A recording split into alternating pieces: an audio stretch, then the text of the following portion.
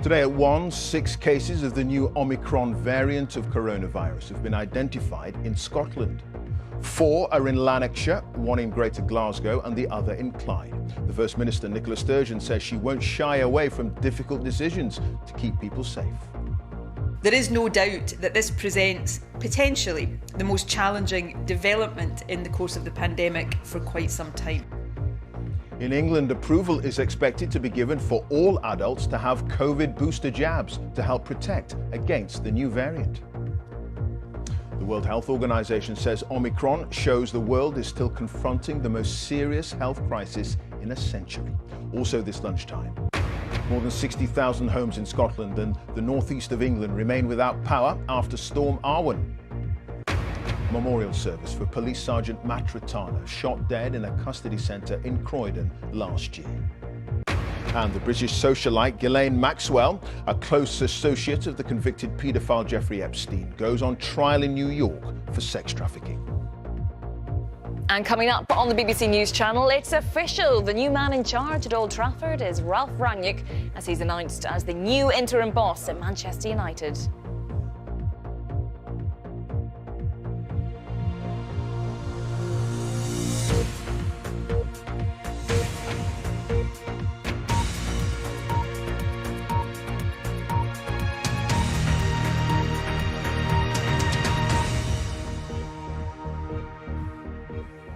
Good afternoon and welcome to the BBC News at 1. 6 cases of the Omicron coronavirus variant have been detected in Scotland, taking the total to 9 so far in the UK.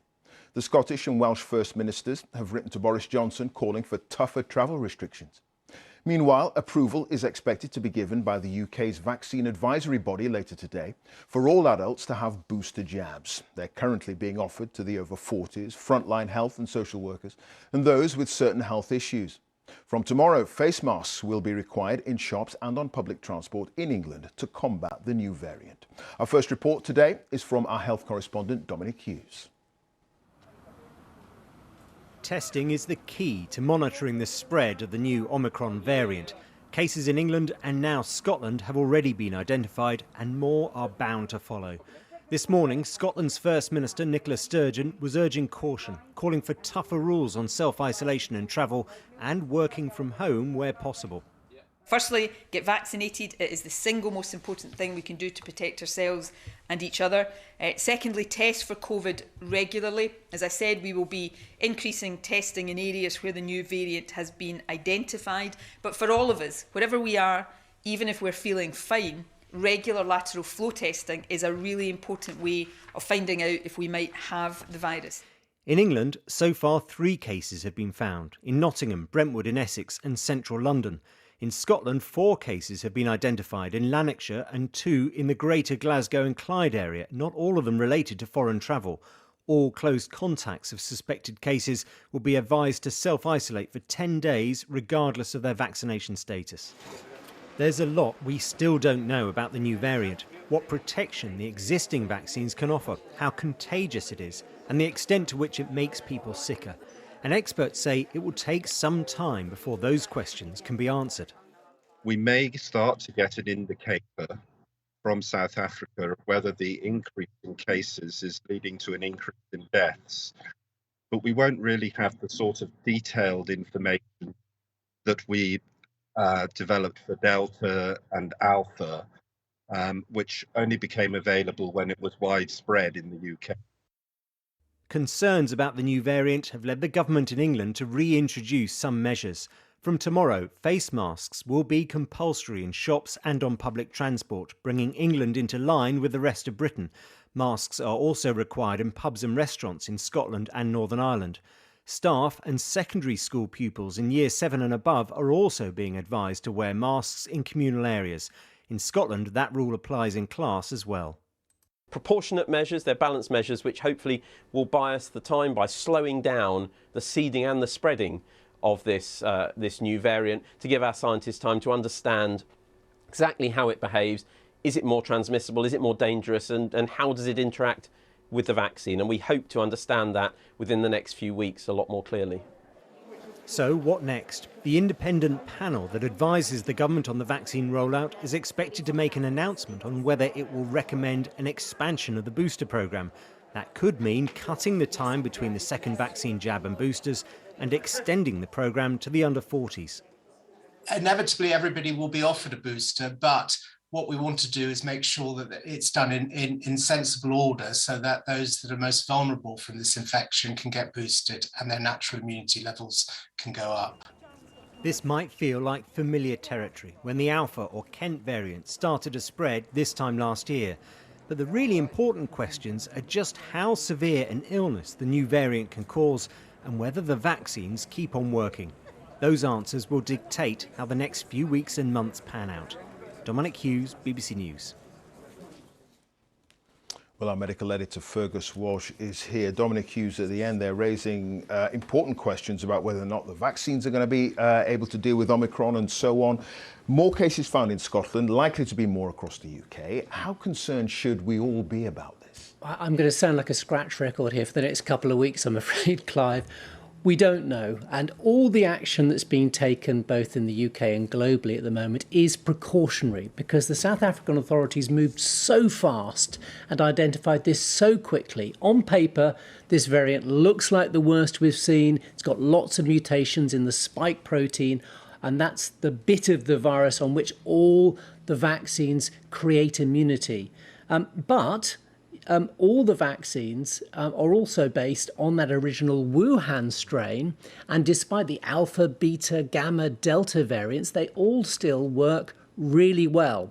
So although it's possible that this particular variant might evade the immune system and allow infections, the idea that it would completely trash the vaccines is very unlikely. And vaccines should give the best protection, especially against severe illness. But, Clive, it's going to be a couple of weeks before the lab experiments and real-world data starts emerging before we'll have a really strong idea of where we stand. Sure. OK. Fergus, many thanks. Fergus Walsh, our medical editor there. Well, our political correspondent Nick Eardley is live in Glasgow for us this afternoon. Nick, the First Minister's virtual SNP conference slightly derailed by having to deal with Omicron. Yeah, a lot of the politics today, Clive, has been overshadowed by that confirmation of 6 cases in Scotland, which came early this morning. It is worth bearing in mind that some of the rules here are already tighter than the ones that were announced for England over the weekend. For example, face coverings are required here in hospitality settings. People are still being urged to work from home where possible. But one of the things that is concerning some in the Scottish Government is the fact that a couple of the cases confirmed here are people who have not travelled abroad and have no connection to Southern Africa. They think that that means that these cases have been transmitted in the community and that that could continue to happen, although at the moment it's not widespread. So the message from Nicola Sturgeon in her SNP conference address and in a briefing she gave this morning was to up compliance, to think extra hard about some of the restrictions that are already in place to try and avoid the need for new ones over the coming weeks. One thing, though, that the Scottish Government and the Welsh Government are both concerned about is that the travel rules which were implemented over the weekend don't go far enough. They want people returning to the UK to have to isolate for 8 days, to test themselves on day 2 and day 8, and only if both of those tests are negative would they be able to break their isolation, though at the moment there's no sign at all of Downing Street agreeing to that. Sure. OK, Nick, thanks for that. Nick Eardley there in Glasgow. Well, the head of the World Health Organization says the emergence of the Omicron variant shows the global pandemic remains the most acute health crisis in a century. Japan is the latest country to reinstate travel restrictions for foreigners as more new cases of the variant are detected across Europe. Here's Naomi Grimley. There's an eerie quiet at Johannesburg Airport. South Africa first raised the alarm about the Omicron variant, but is now finding itself increasingly cut off from the rest of the world. Meanwhile, on the ground, there's a big push to get vaccines into arms. Only 23% of the South African population is fully vaccinated. We still don't know yet whether this version of COVID is more severe than previous ones. One of those on the front line is reassured by what she's seen so far in her patients.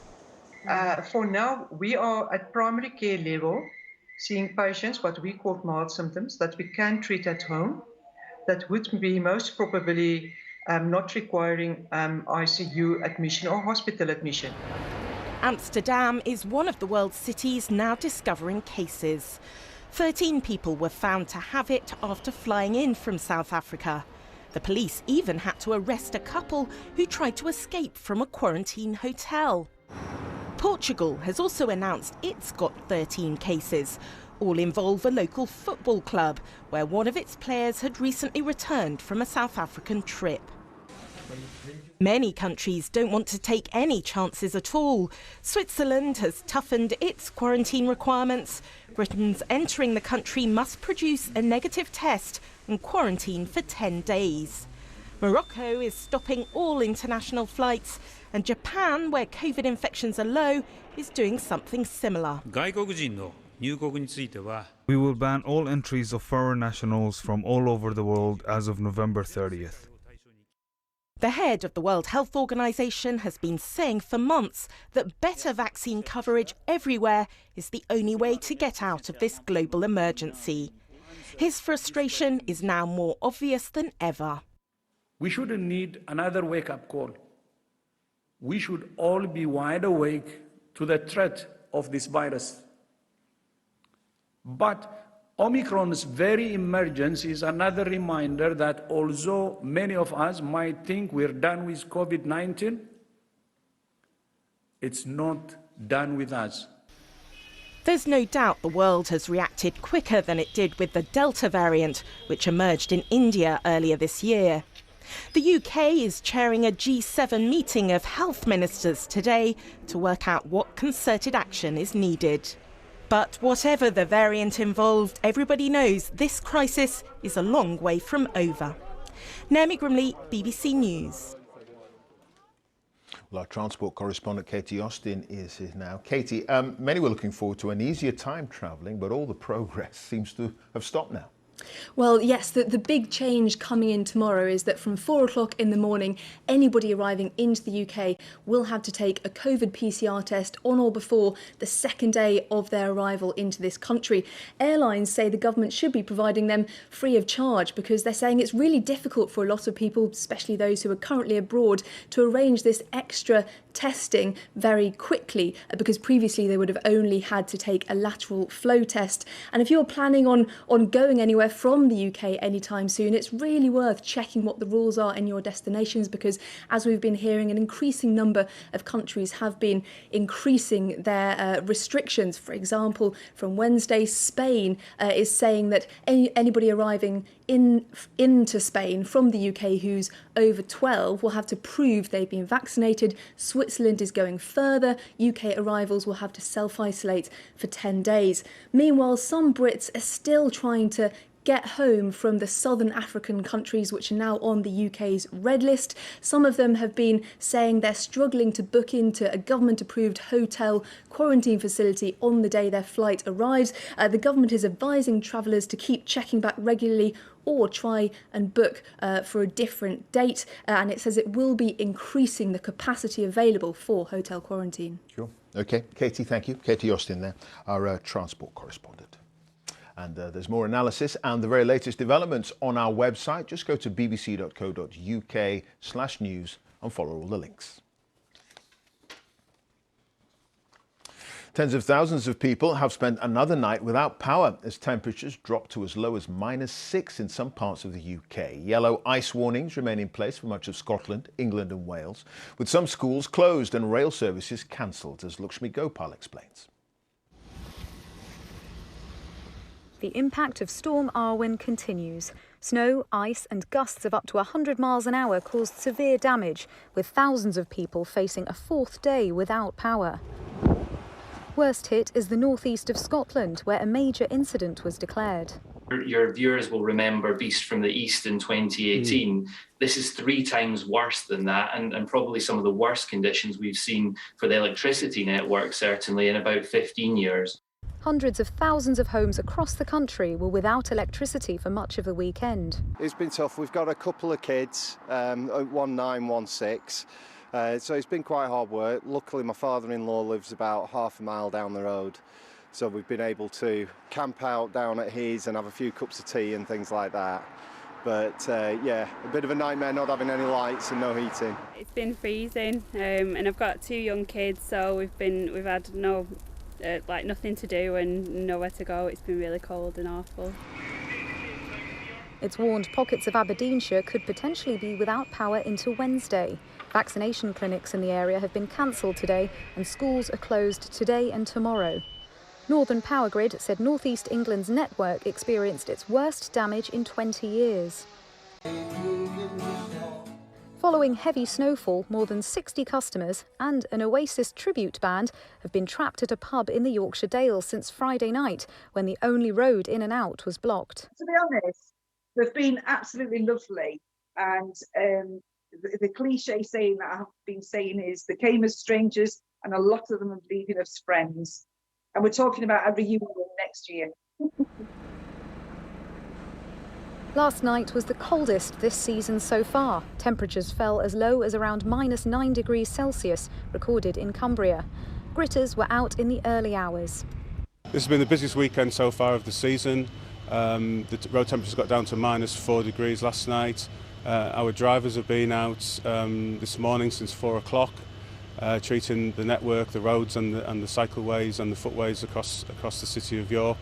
The Gritters are back after what's been a busy morning. In fact, for many teams, it was the busiest weekend of the season so far as a result of the drop in temperatures and the conditions brought by Storm Arwen. While the worst of the storm has passed, authorities in Aberdeenshire say it's left worse damage than first feared and recovery will take longer than expected. Lakshmi Gopal, BBC News. Well, our correspondent Ben Phillip is in Torpins in Aberdeenshire for us this afternoon. Ben, is it getting any easier for folk where you are? Well, Clive, people in the northeast of Scotland are still very much feeling the after effects of Storm Arwen, which battered this area on Friday and into Saturday. Over the weekend, a major incident was declared due to the storm impact. Today, schools and vaccination centres across Aberdeenshire are closed and thousands of people are still without power, internet, running water and heating. Here in the Aberdeenshire village of Torfins, locals here are now facing a 3rd day without power. A stall has been set up by a nearby cafe to provide essential supplies, including hot food and drink and bottled water. And as you can see here, there's a few of the locals now around the fire pit just to try and get get a bit of warmth. And one woman we spoke to earlier who received a bacon sandwich said it was like winning the lottery. Energy provider SSEN said that the storm has caused catastrophic damage to its network. Engineers are working around the clock to try and get people back online. An update from them in the last hour that 24,000 customers are still without power, and some people have been told it could be later in the week until that power is restored.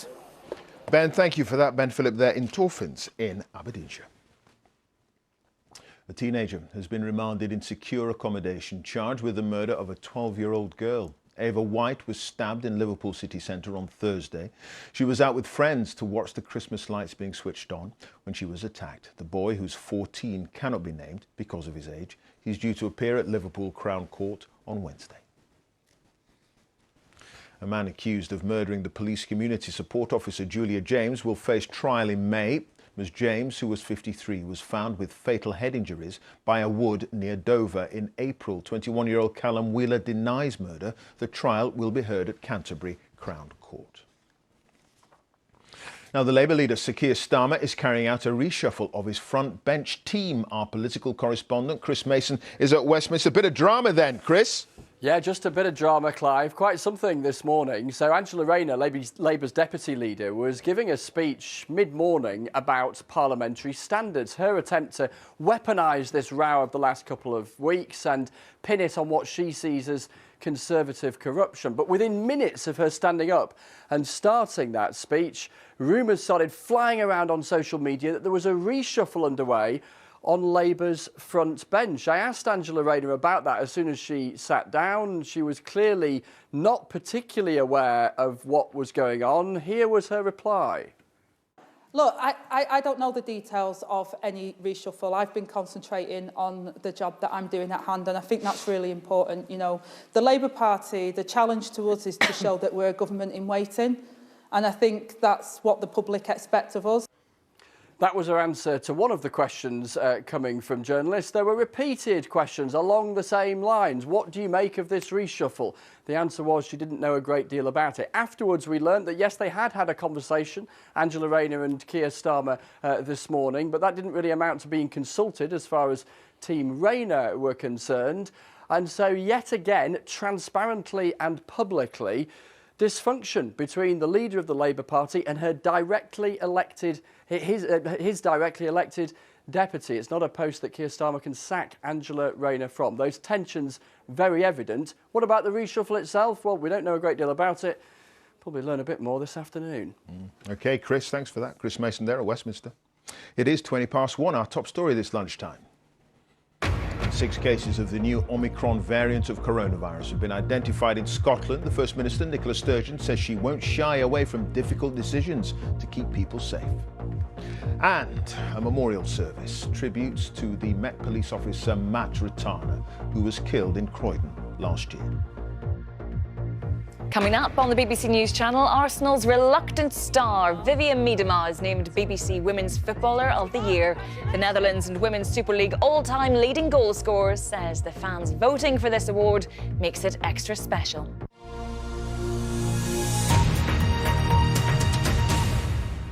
The trial of Ghislaine Maxwell on charges linked to her relationship with the convicted sex offender Jeffrey Epstein will shortly open in New York.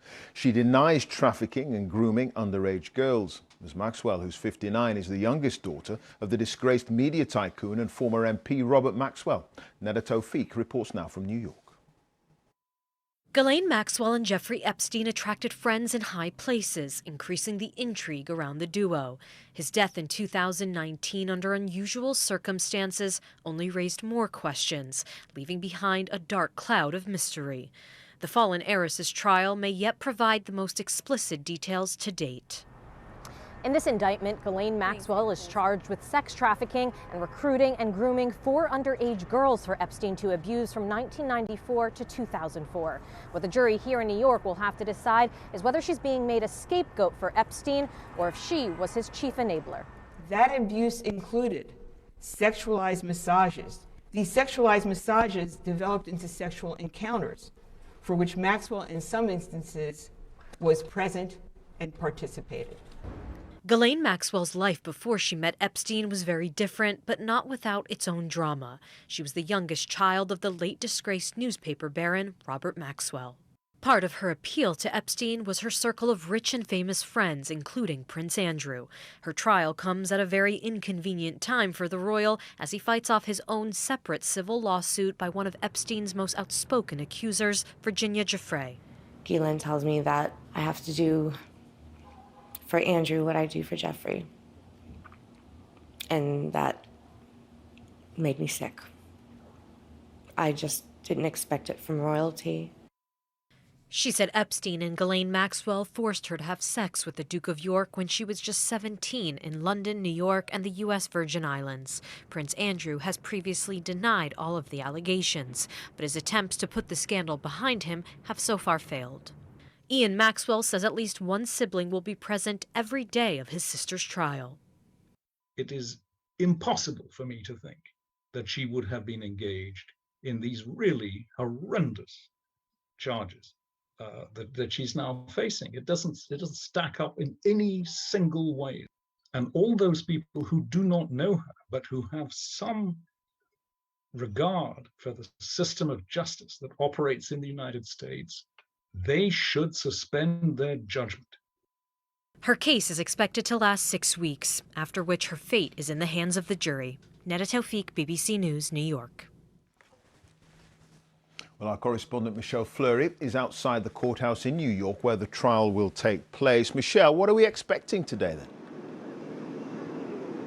Well, initially, when it gets underway, there will be a few points of law to get through before we hear opening arguments from the prosecution and the defence. And we have some idea of what that will be in filings that have been done in the weeks leading up to this case. The prosecution will argue that Ghislaine Maxwell helped recruit and groom underage girls as young as 14 years old, befriending them, taking them shopping, encouraging them to take part in acts involved in Epstein's alleged crimes. Now, he died in jail nearly 2 years ago, committing suicide before he ever went to trial on sex trafficking charges.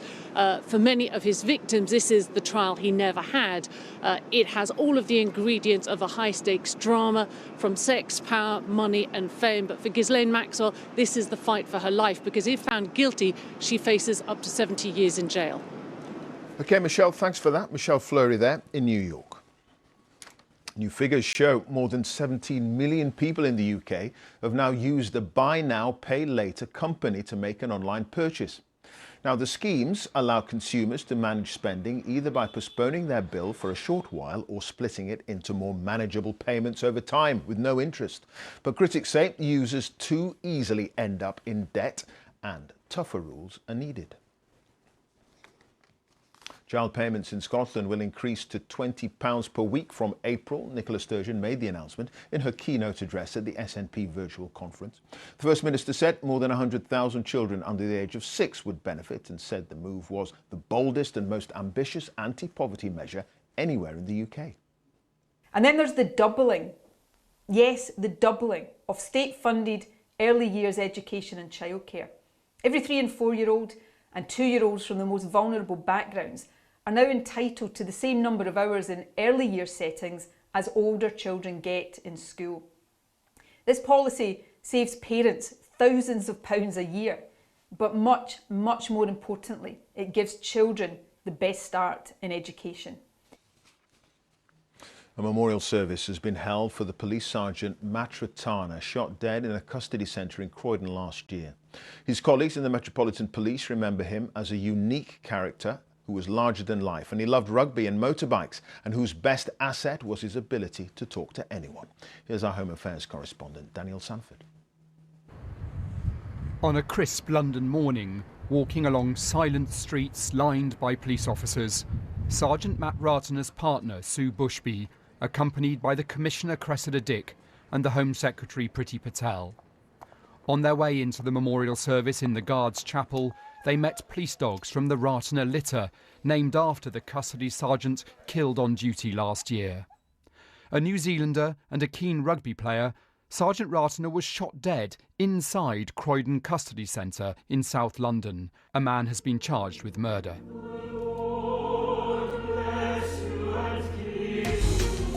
Inside the chapel, hundreds of officers were there to remember a larger-than-life colleague and a good friend.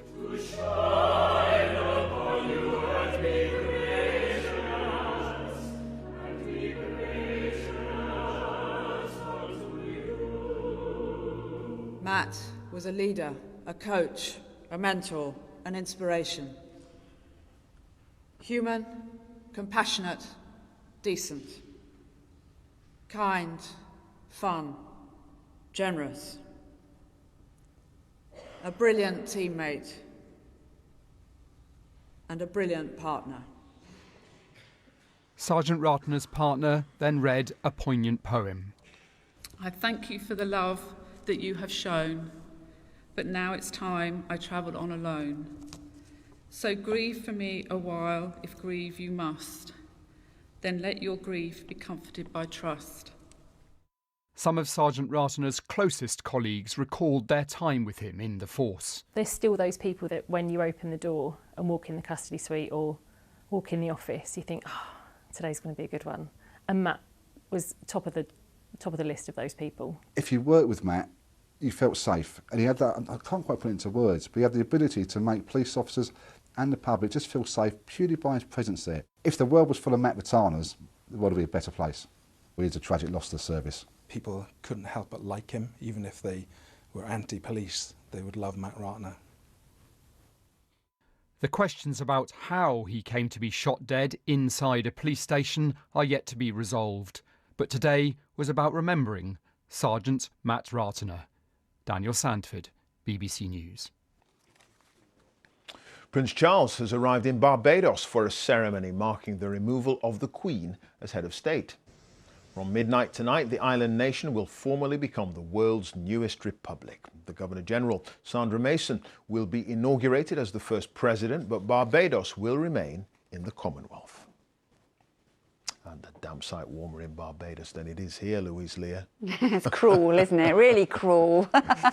Yes, Storm Arwen may well have cleared our shores at the weekend, but we are still quite literally feeling the legacy of that storm. Take a look at this, -9 this morning in Cumbria. A really bitterly cold start, but quite a roller coaster ride with the temperatures over the next couple of days. So we're all in the cold air, but there's a warm front moving through. And actually, this colder air, as the wind direction changes to a westerly, driving in that milder air, is going to push its way steadily eastwards. So quite a dramatic rise in the temperatures through the day today, and overnight tonight temperatures are going to climb. So first thing tomorrow morning, rather than -9 degrees, we're actually going to see 9 degrees quite widely across the country. Back to the here and now, though. Here's that warm front that is bringing that cloud and rain across Scotland. It's a legacy of cloud generally down through the country that will be the story. So turning increasingly warmer as we go through the afternoon for some. Perhaps to eastern England, where we keep the best of the sunshine. Here it will stay on the cold side. Temperatures struggling at around 4 or 5 degrees. But as that blanket of cloud continues to move in and the wind direction change, take a look at this. 10, 11 degrees into the afternoon across northwest Scotland and Northern Ireland. Now overnight tonight, that warm front continues to sink its way south. The blanket of cloud nibbling away across the country, and we will see outbreaks of showery rain. It's going to be a misty, murky night to come for many, but as I say, temperatures are set to continue to climb through the night. Very unusual indeed. So temperatures quite widely around 9 to 11 degrees first thing tomorrow morning. So tomorrow, a grey, misty, murky, damp start for many. There will still continue to be outbreaks of light rain from time to time as well. Heavier rain starts to nudge towards Northern Ireland and into Western Scotland by the end of the afternoon. But widely, those temperatures way up on where we've seen them just recently, 10, 11, maybe even 12 degrees. But there'll be some heavy rain through Tuesday night into Wednesday, accompanied by gale-force gusts of winds, particularly in the southern flank of that low pressure. It's going to rattle through at quite a pace.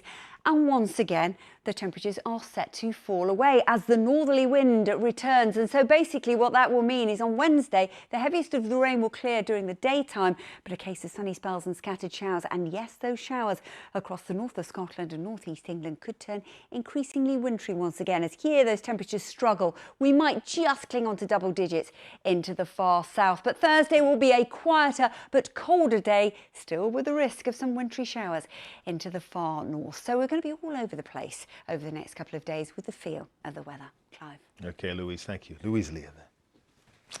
And a reminder of our top story this lunchtime. 6 cases of the new Omicron variant of coronavirus have been identified in Scotland. The First Minister, Nicola Sturgeon, says she won't shy away from difficult decisions to keep people safe. There is no doubt that this presents potentially the most challenging development in the course of the pandemic for quite some time. Continuing coverage on the BBC News channel, but that's it. So goodbye from me. Now on BBC One, time for the news where you are. Have a very good afternoon.